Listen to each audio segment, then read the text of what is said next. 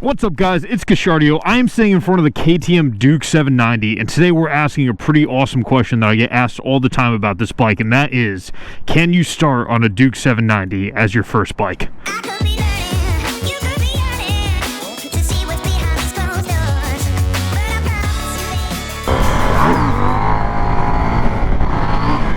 So the thing about the 790 is that the way KTM markets it and all of its commercials, all the magazines, all the launch parties that you see with the professional riders, they have a bunch of guys doing wheelies and dragging their knees and elbows and chins and whatever else on the racetrack. And they make it look like it's an extremely capable bike that's very aggressive and geared up for very aggressive riding.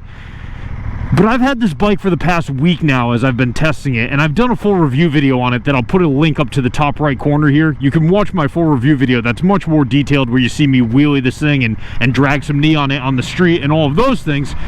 But I've been learning how this bike works, and I've been asking myself, is this the same bike that KTM has been advertising the way they have? Because this bike is so gentle, so docile, and so approachable for any level of rider. So we don't really need to beat around the bush much. We can kind of just answer the question right away. Is this a good beginner bike? Absolutely yes, and for a few reasons. Let me explain them to you. Number one, the dynamic layout of this bike, how light it is, your riding position, the leverage you have.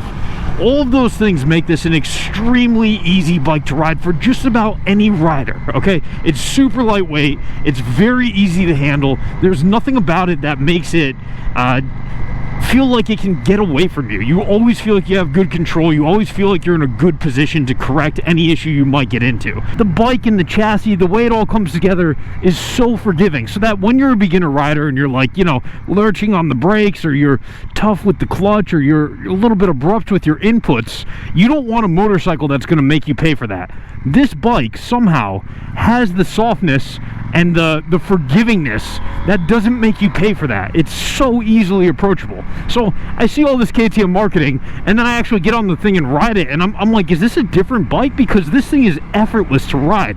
And as if it weren't effortless enough right there with just the way this thing is built, they've thrown an electronics package on top of it that gives you anti-wheelie mode to stop you from wheeling unintentionally, and it gives you throttle management modes, which means you can basically pick how sensitive and aggressive your throttle is. So those are two reasons why you could buy this as your first bike.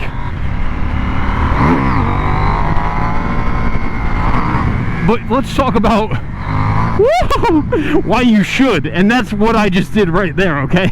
You could buy it because it's an easy, well-built motorcycle. You could buy it because it's got great electronics, but you should buy it as your first bike because even as you become a more experienced rider, as you grow in your rider development and you want to maybe try and lift the wheel, or you want to lean into a corner harder, this bike has that performance capability that you can pull out of it.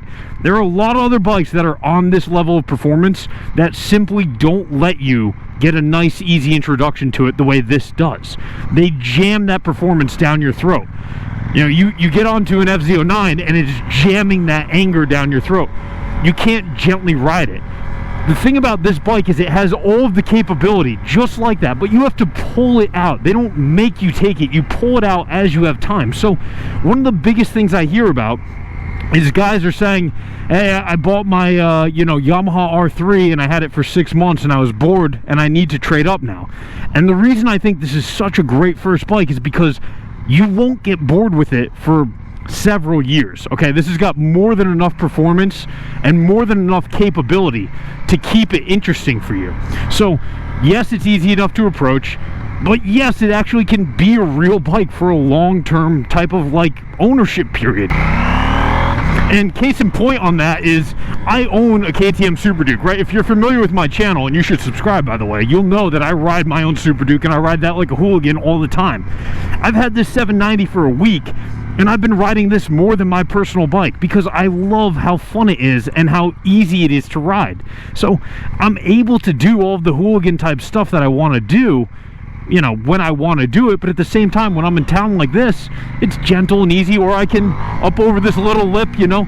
This bike is that perfect combination of approachable and easy to ride, but when you really want it, when you're going to keep needing more and more performance, it reveals that it has so much more. It simply hasn't jammed down your throat, and that it's been waiting for you to pull out of it.